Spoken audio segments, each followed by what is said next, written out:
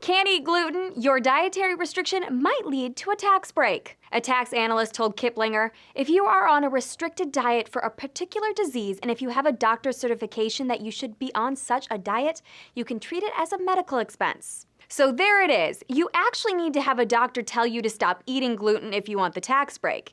You can't simply decide you want to strip it from your diet just because. Those who have problems with gluten might have a gluten sensitivity or celiac disease, an autoimmune disorder that damages the lining in the small intestine, according to WebMD. This tax break is in place to help cut down on some of the costs of purchasing gluten-free foods. The New York Times reported in 2014 that Nielsen found 11% of American households are now purchasing gluten-free products.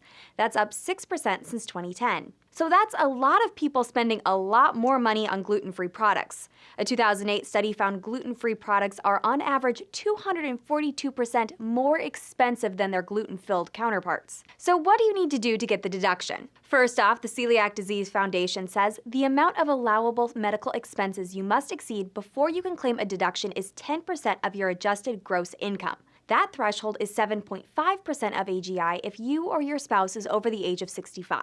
If you qualify, you then need to send in a doctor's note along with the medical deductions form, which is Form 1040 Schedule A. You'll also need to keep all your receipts to help figure out the difference between what you spent on gluten-free products and what you would have spent if you'd purchased the regular items.